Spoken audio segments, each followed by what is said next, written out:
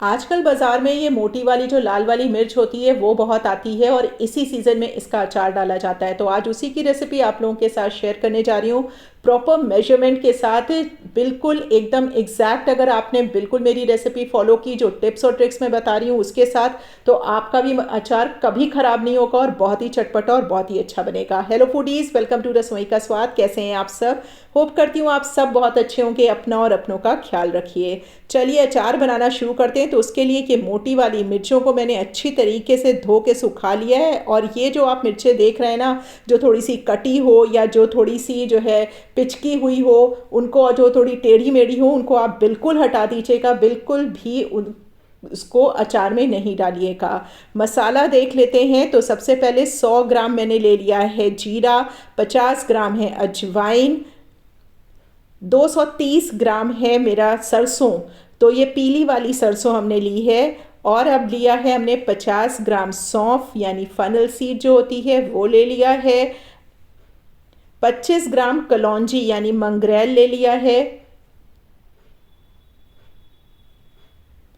1 cup भर करके मैंने लिया है अमचूर पाउडर।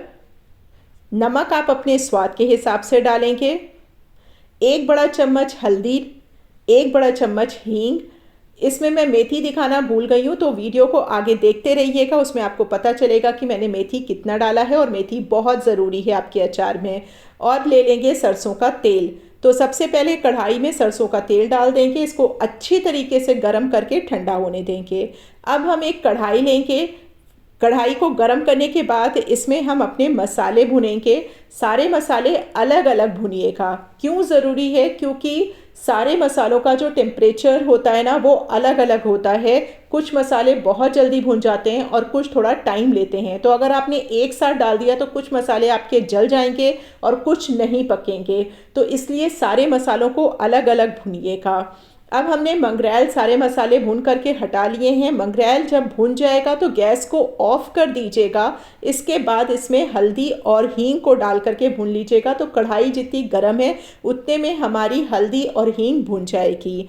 अब हम 2 बड़े चम्मच मेथी के लेंगे। मेथी दाना बहुत ज़्यादा ज़रूरी है अचार में, लेकिन इसको ज़्यादा बिल्कुल नहीं लीजिएगा। जितना मैंने बताया है केवल उतना ही लीजिएगा।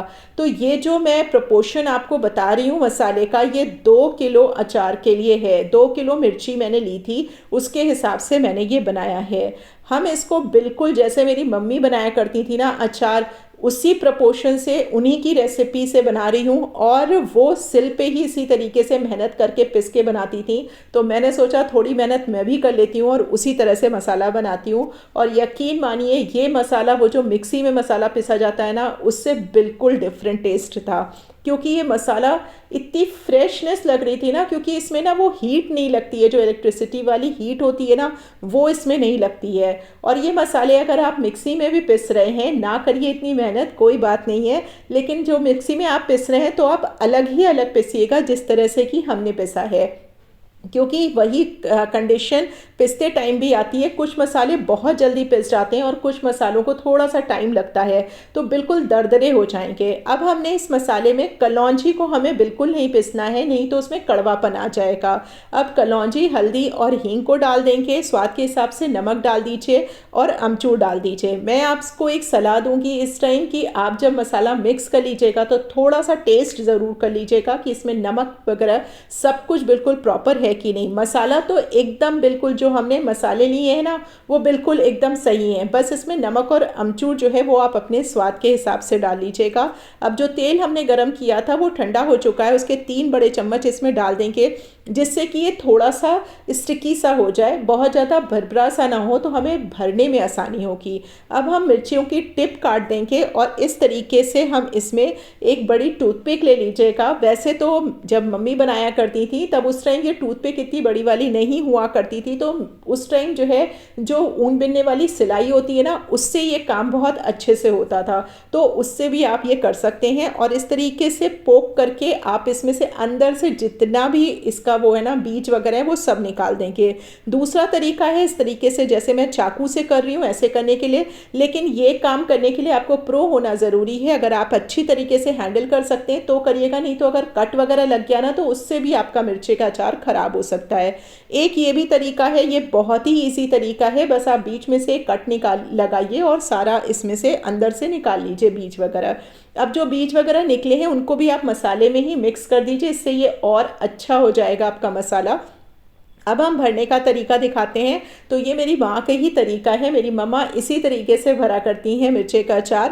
पहले वो मसाला पहले हाथ में इस तरीके से लेती हैं मिर्चे को और उसके ऊपर से खूब ढेर सारा मसाला डाल करके फिर वो टूथपिक से या वो जो सलाई होती थी ना उसी से इधर उधर करते करते अंदर तक भरती हैं।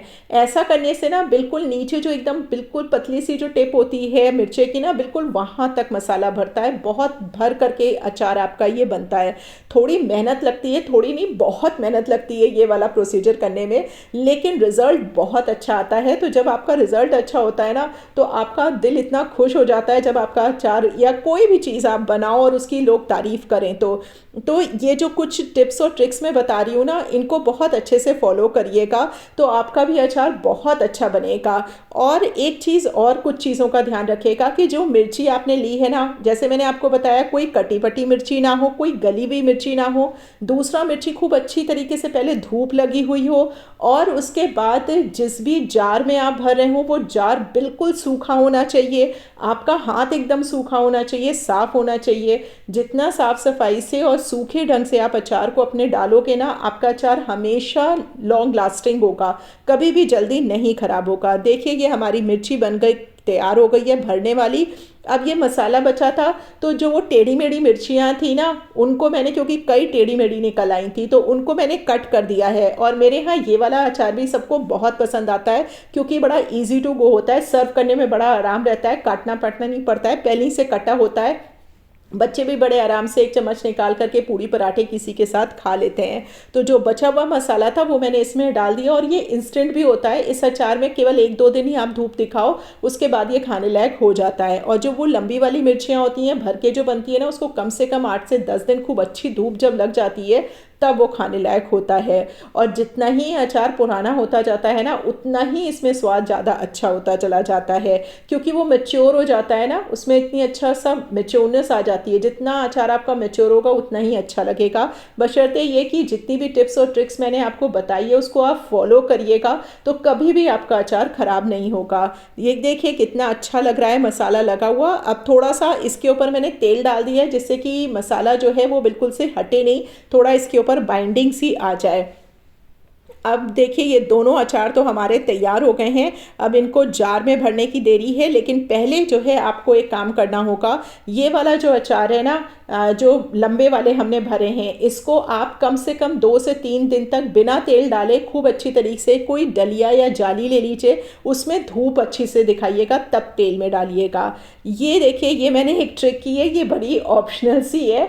इसमें जो है तेल हमने खूब अच्छे से गर्म कर लिया था, उसके बाद एकदम ठंडा करके इसमें खूब ढेर सारी कश्मीरी लाल मिर्च डाल दी है। इससे ना जो मिर्चे में वो लाल कलर होता है ना, जैसे कि हम लोगों को बाजार वगैरह में मिलता है, वो आ जाता है। तो ये टोटली ऑप्शनल है। तो अगर आपने भी ये सारी टिप्स और ट्रिक्स फॉलो करके मेरी रेसिपी को फॉलो किया तो आपका भी अचार बिल्कुल परफेक्ट और बिल्कुल बाजार वाला, बिल्कुल नानी और दादी के हाथ वाला बनेगा। तो होप करती हूँ फ्रेंड्स कि आज की ये रेसिपी आपको अच्छी लगी होगी।